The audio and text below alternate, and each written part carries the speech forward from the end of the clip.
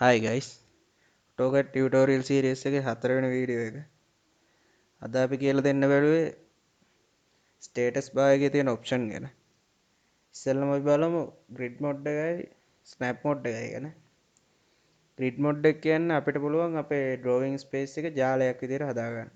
ඒ කියන්නේ අපිට පුළුවන් grid mode එක මෙතන on කරපු ගමන් අපිට මෙතන මේ දැලක් වගේ හැදිලා තියෙනවා. ඒකට අපිට lazy ඕන drawing එකක් හදාගන්න.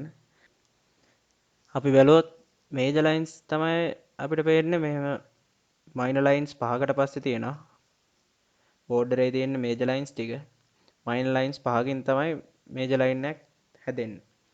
අපි බලුවොත් එතකොට මෙතන grid settings තියෙනවා. grid settings වලට ගිහලා අපිට ඔයාට ඕන විදියට මෙතන option එකක් තියෙනවා. ඒ ටික select කරගන්න පුළුවන්. එතකොට අපිට තියෙනවා grid x spacing එක, y spacing එක, එතකොට තියෙනවා major line එකක් තියෙන්න ඕනේ minor line කීයකට පස්සේද කියලා.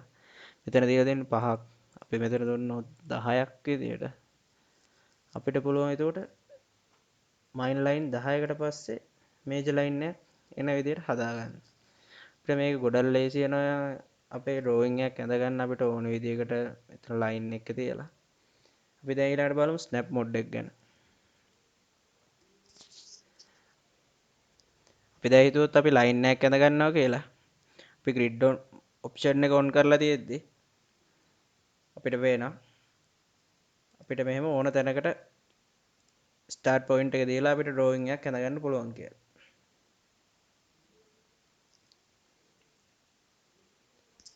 අපි දැන් හිතුවොත් මෙතන snap mode එක on කරොත් අපිට තේරෙනවා අපේ grid එකේ තියෙන intersection වලින් විතරක් start point එක auto මේ කට්ටිය select කරගෙන අපේ line එක ඇඳෙනවා කියලා.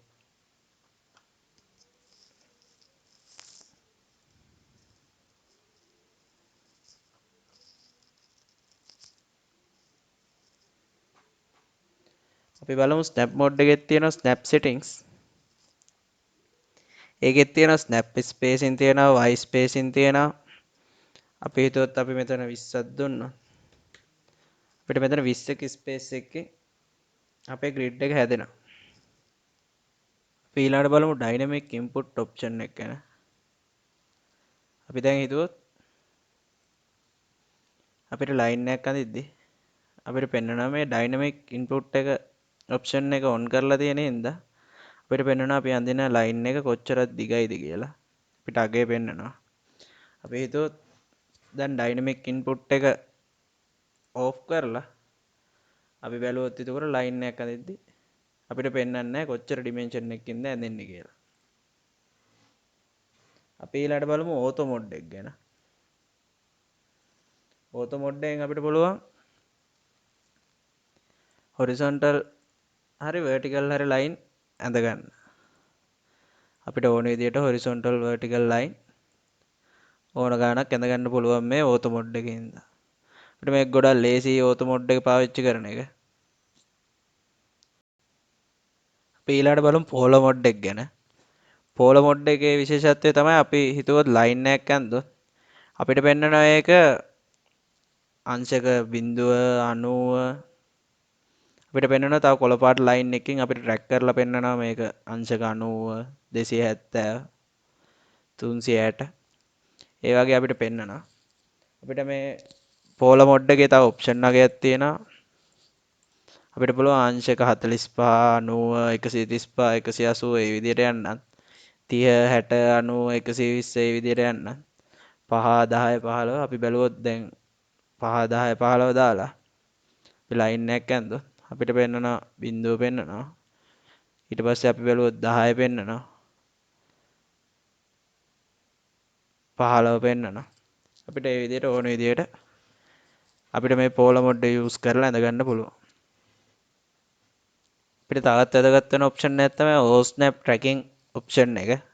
අපිට මෙතන තියෙන icon එක select කරලා මේක on කරලා අපි හිතුවොත් මේ point එක හරහා අපිට line එකක් ඇඳ ගන්න ඕන නම් horizontal හෝ vertical හෝ ඕනම විදිහකට අපිට පේනවා මෙතන line එක select කරලා ඉවරලා අපි මේ mouse point එක මේ පැත්තට ඇදගෙන යද්දී අපිට පේනවා ඕන තැනකින් ඇඳ ගන්න පුළුවන්. අපිට ඊළඟට තවත් වැදගත් වෙන option එකක් තමයි snap mode එක. අපිට මෙතන තියෙනවා ස්නැප් මොඩ් එක ඔන් කරලා අපිට පුළුවන් ඕනම ඩ්‍රෝයින් එක තියෙන ලයින් එක මිඩ් පොයින්ට් එක එන්ඩ් පොයින්ට් එක අපිට ඕන විදිහට ලයින් එකක් හරි සර්කල් එකක් හරි ඇඳ ගන්න ඕන අපිට පෙන්නනවා මිඩ් පොයින්ට් එක එන්ඩ් පොයින්ට් එක අපිට ඒ වගේ ඕන විදිහට ඇඳ ගන්න පුළුවන්.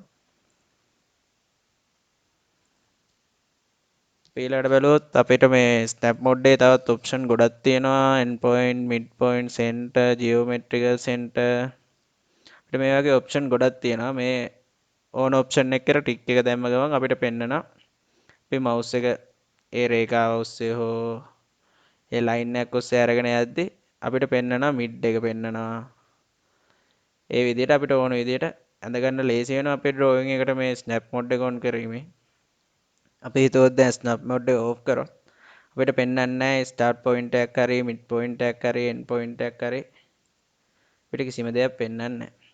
අපි ඊළඟට බලමු ලයින් වෙයිට් ඔප්ෂන් එක ගැන.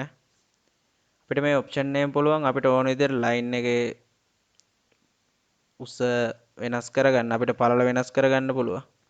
අපි මෙතන සිලෙක්ට් කරොත් මිලිමීටර් 2ක් විදියට අපිට පෙන්වනවා ඒක අපිට පෙන්වන්නේ නැහැ කියලා. අපිට මෙතන තියෙනවා ලයින් වෙයිට් ඔප්ෂන් එක ඔන් කරොත් අපිට පෙන්වනවා මේ ලයින් එක මිලිමීටර් 2ක් පළලට ඇඳිලා තියෙනවා කියලා. ස්ටේටස් බාර් එකේ තියෙන තවත් වැදගත් ඔප්ෂන් එකක් තමයි සිලෙක්ෂන් සයිකලින් කියන ඔප්ෂන් එක. අපිට මේ ඔප්ෂන් එකෙන් පුළුවන් අපි හිතුවොත් මේ ඔප්ෂන් එක ඔන් කරොත් අපිට පුළුවන් දැන් අපි මෙතන තව ලයින් එකක් ඇන්දොත් අපිට ඒක තෝරගන්න බෑ මොන ලයින් එකද කියලා. අපිට මේ සිලෙක්ෂන් සයිකලින් කියන ඔප්ෂන් එකෙන් පුළුවන් අපි ඉස්සල්ලාම අඳින ලයින් එක අපිට තිබ්බ ලයින් එක සිලෙක්ට් කරගන්නත් අපිට ඕන ලයින් එක සිලෙක්ට් කරගන්නත් අපිට පුළුවන්. අපි හිතුවොත් මේ ඔප්ෂන් එක ඕෆ් කරොත් අපිට පෙන්වන්නේ නැහැ එහෙම වෙනම මේ ලයින් දෙක මොකක්ද කියලා. අපිට ඒක ලේසි වෙන ඩ්‍රෝයින් එකක් අඳින්දි මේ ඔප්ෂන් එකත් භාවිතා කිරීමෙන්. අපි ඊළඟට බලමු ඇනොටේට් ඔප්ෂන් එක ගැන. අපිට මේකත් වැදගත් වෙනවා අපේ ඩ්‍රෝයින් අඳිද්දි අපිට ඩිමෙන්ෂන් එක එහෙම අපිට සයිස් එකක් කරලා ඕන ස්කේල් එකකින් බලා ගන්න පුළුවන් මේකේ. අපි හිතුවොත් දැන් අපිට මෙතන ඩිමෙන්ෂන් එකක් තියෙනවා කුඩාවට පේන්නේ ඒක අපේ ඩ්‍රෝයින් එකත් එක්ක බලද්දි. අපි හිතුවොත් අපිට දැන් පුළුවන් මෙතන මේ ලයින් එක ඇනොටේට් ඔප්ෂන් එක සිලෙක්ට් කරලා ඔන් කරලා අපි මේ ලයින් එක සිලෙක්ට් කරලා ඉවරලා අපි ක්වික් ප්‍රොපර්ටිස් ගිහිල්ලා බැලුවොත් අපිට පේනවා මෙතන ඇනොටේටිව් ස්කේල් එක තියෙනවා 1:5 කියලා. අපිට පුළුවන් ඒක 1:50 දාලා ඕන්න අපිට තව තියෙන ඇඩ් කරගන්න පුළුවන් අපිට මෙතන ඔප්ෂන් වගේක් තියෙනවා. අපි 1:50 දාලා මේක ඕකේ කරපු ගමන් අපිට පෙන්නනවා මේක 1:50 ස්කේල් වෙලා පෙන්නනවා කියලා අපේ ඩිමෙන්ෂන් එක. ඒකට අපිට පේනවා මෙතන තව පොඩි ඩිමෙන්ෂන් එකකුත් පෙන්නනවා කියලා. අපිට ඒකට පුළුවන් ඇනොටේටිව් ස්කේල් එකට ගිහිල්ලා 1:5 තියෙන එක අපි රිමූව් කරොත් අපිට පේනවා අපිට පෙන්වන්නේ අර 1:50 ඩිමෙන්ෂන් එකට තියෙන එක විතරයි කියලා. අපිට තව පුළුවන් මේ ස්කේල් එක වෙනස් කරගන්න මෙතන ආයෙනේ තියෙන ඔප්ෂන් එක සිලෙක්ට් කරපු ගමන් අපිට දෙනවා මෙතන ඕන ස්කේල් එක. අපිට පුළුවන් ඒකෙන් ඕන ගානක් ස්කේල් එකක් අපිට මේකට දාගන්න පුළුවන්.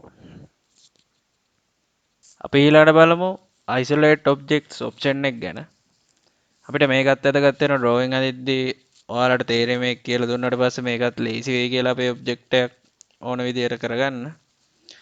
අපි බැලුවොත් දැන් මෙතන තියෙනවා isolate objects කියන ඔප්ෂන් එක සිලෙක්ට් කරොත් isolate objects කියලා එකක් තියෙනවා. අපිට එතකොට පුළුවන් අපි මේ දැන් හිතුවොත් මේ සර්කල් එක සිලෙක්ට් කරොත් අපිට මේ ඩ්‍රෝයින් එකේ සර්කල් එක සිලෙක්ට් කරලා එන්ටර් කරොත් අපිට මේ ඩ්‍රෝයින් එකේ තියෙන අනිත් ඔක්කොම ඔබ්ජෙක්ට්ස් ටික නැති වෙලා යනවා. අපි ඊට පස්සේ මෙතන end object isolation දුන්නොත් අපිට ආයේ ඒ ඔබ්ජෙක්ට් එක ඇවිල්ලා තියෙනවා. අපි දැන් හිතුවොත් මෙතන තියෙනවා isolate object එකේ hide objects එක සිලෙක්ට් කරලා අපේ ඔබ්ජෙක්ට් එක සිලෙක්ට් කරලා එන්ටර් කරොත් එහෙම අපේ ඔබ්ජෙක්ට් එක නැති වෙලා අනිත් එක විතරක් ඉතුරු වෙනවා. අපි ඊට පස්සේ ආයෙ ගිහිල්ලා end object isolation දුන්නාට පස්සේ අපිට ආයේ drawing එකම ලැබෙනවා. අපිට මේ තව ස්ටේටස් බාර් එකට දාන්න පුළුවන් තව ඔප්ෂන් ගොඩක් තියෙනවා. අපිට මේ අයිනේ තියෙන අයිකන් එක සිලෙක්ට් කරපුවාට පස්සේ අපිට තියෙන මෙතන ඕන තරම් ඔබ්ජෙක්ට්ස් වගේක් තියෙනවා. අපිට ඒ ටික ඕන විදිහකට ස්ටේටස් බාර් එකට ඇඩ් කරගන්න පුළුවන්. මේක ටික් එකක් දැම්මට පස්සේ අපිට ඇඩ් වෙලා තියෙනවා.